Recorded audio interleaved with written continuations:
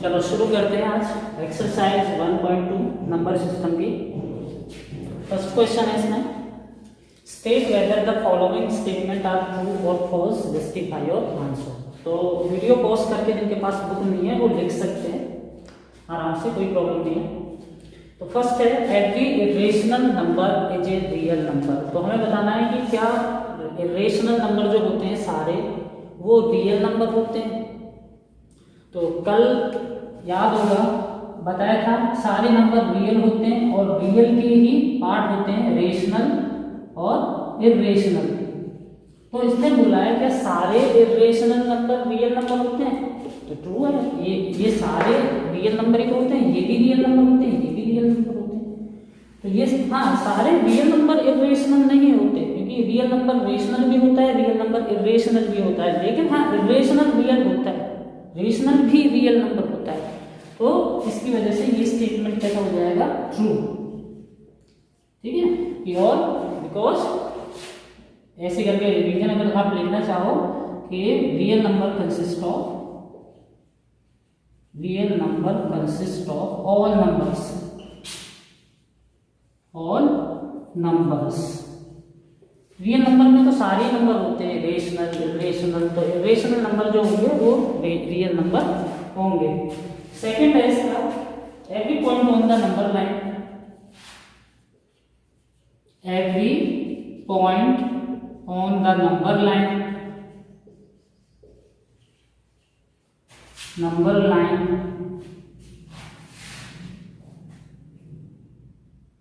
is of the form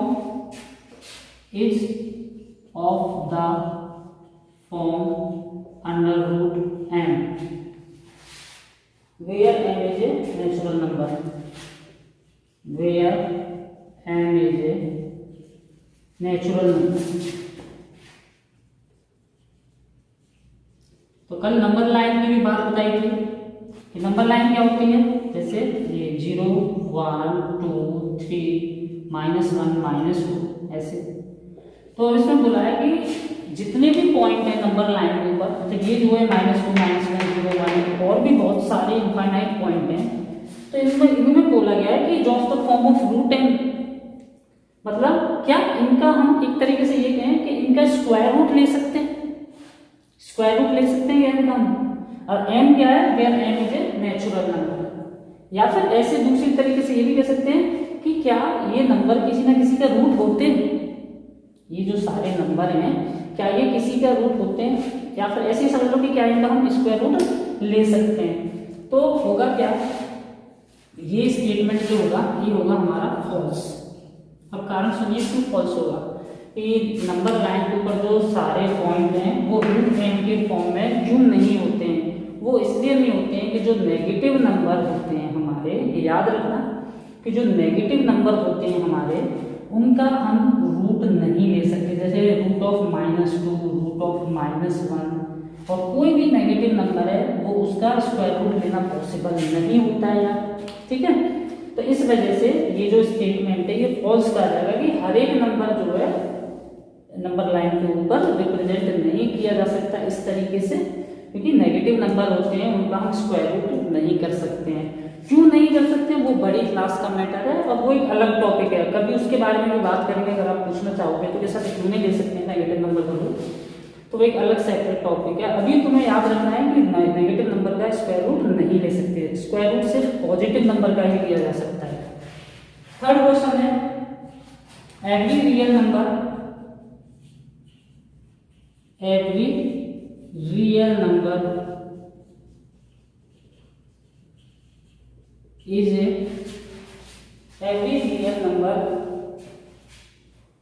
an irrational number, तो ये तो बिल्कुल फॉल्स है।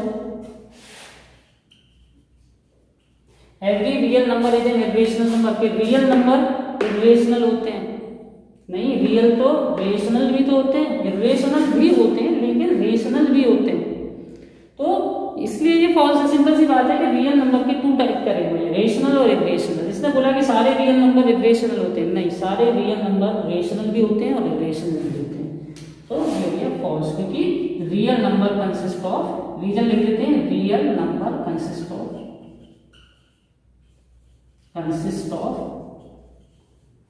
Rational also. Okay, real number जो है वो रेशनल भी होते हैं ना कि इरेशनल। चलो अभी सेकंड क्वेश्चन करते हैं।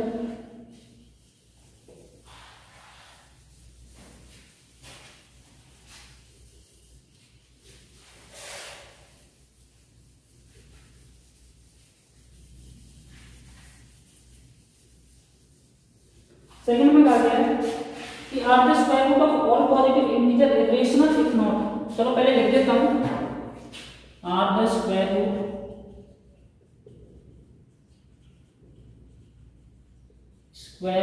ऑफ एवरी पॉजिटिव इंटीजर या all positive integer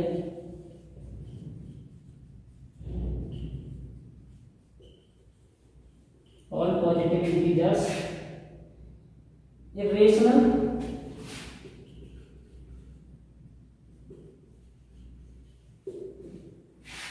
if not given, give an example of, if not give an example of, give an example of square root of a number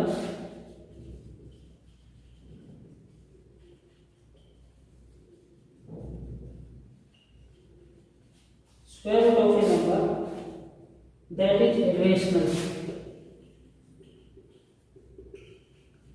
तो चलो ये भी चीजें हम पढ़ चुके हैं कल की वीडियो लेक्चर में कि are the square root of all positive integers irrational if not the given example of square root of a number that is irrational।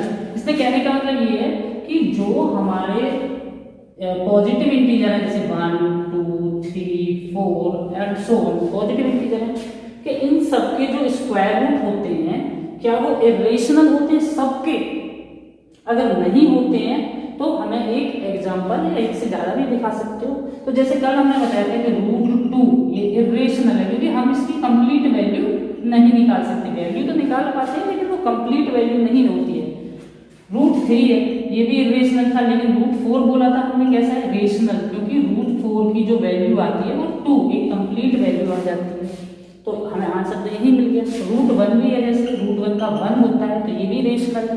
√9 था तो इसने जो बात कही आपके square root of all positive integer irrational, तो ये तो बिल्कुल रॉन्ग है, नहीं ऐसा नहीं होता।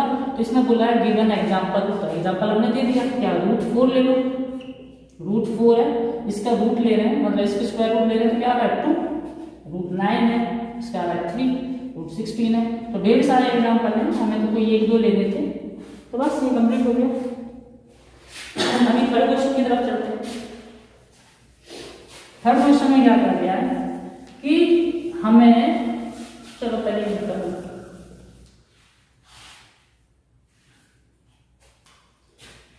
सो हाउ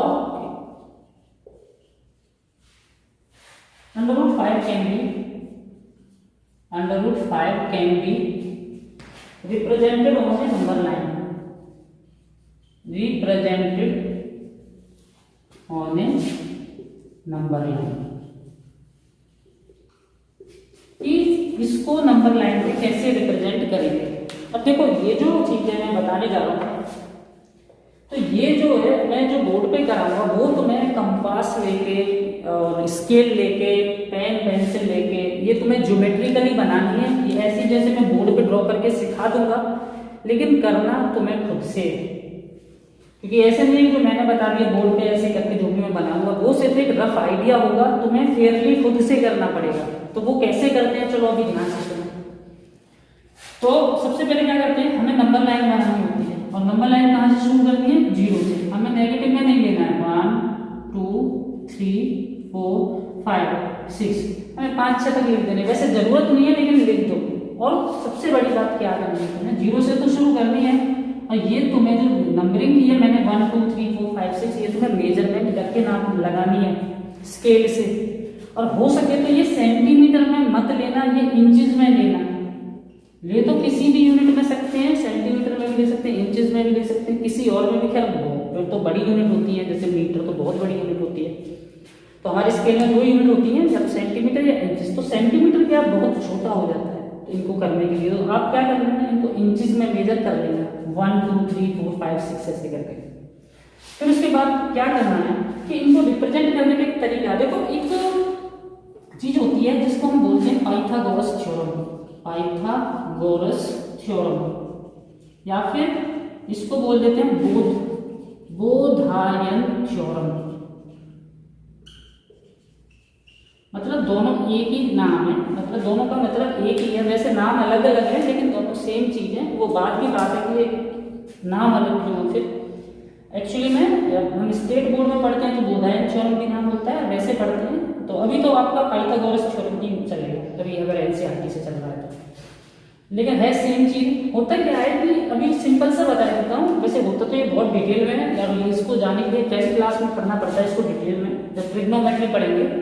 लेकिन अभी क्या है कि इसका एक समझ लो एप्लीकेशन क्या होता है कि मान के चलो कोई ट्राइंगल है,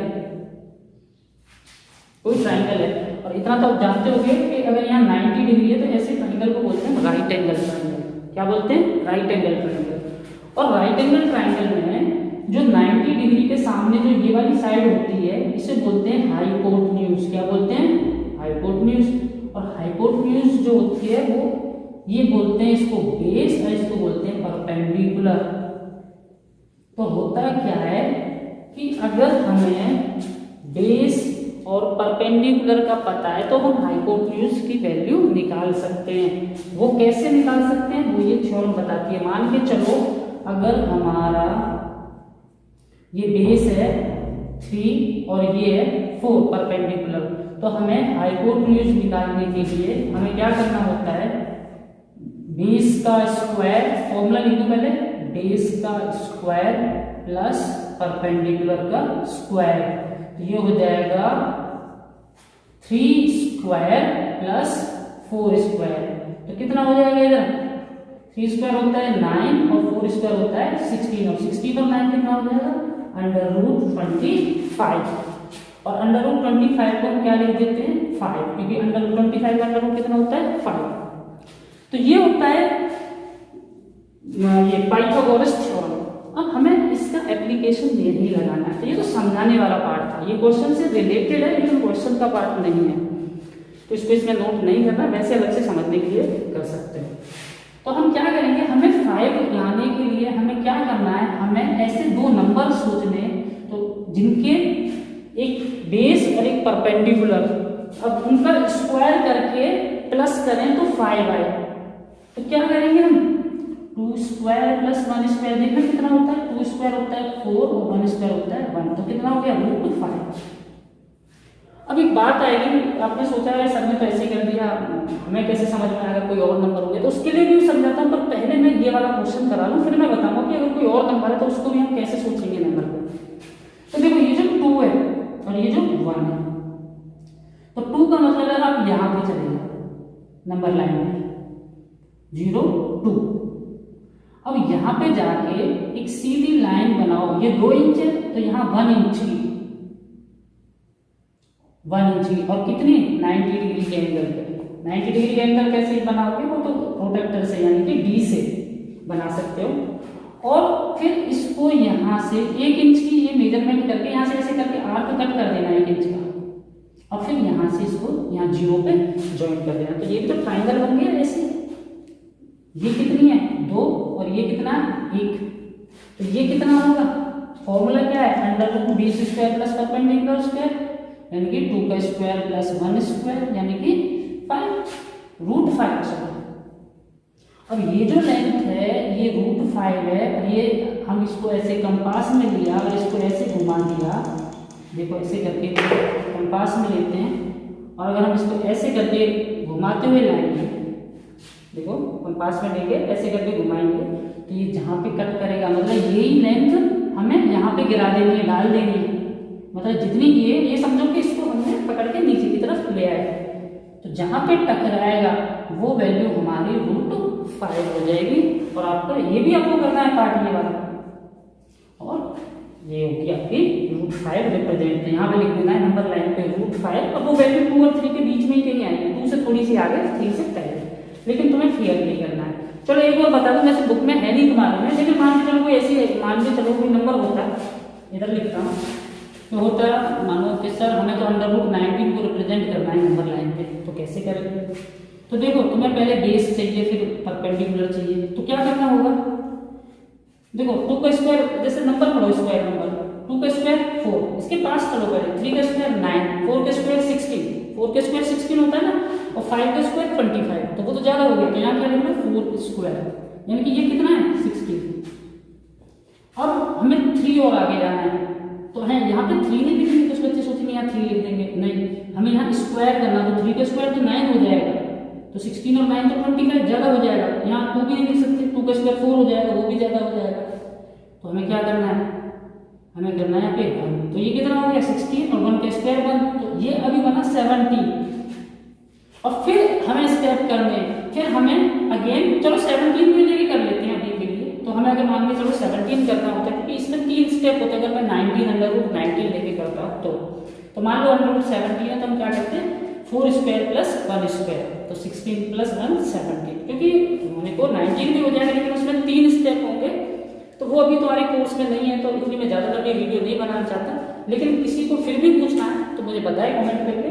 और आज के लिए इतना ही काफ़ी, यहाँ पे कंप्लीट हो जाती है तुम्हारी सेकंड एक्सरसाइज, कल करेंगे थर्ड एक्सरसाइज।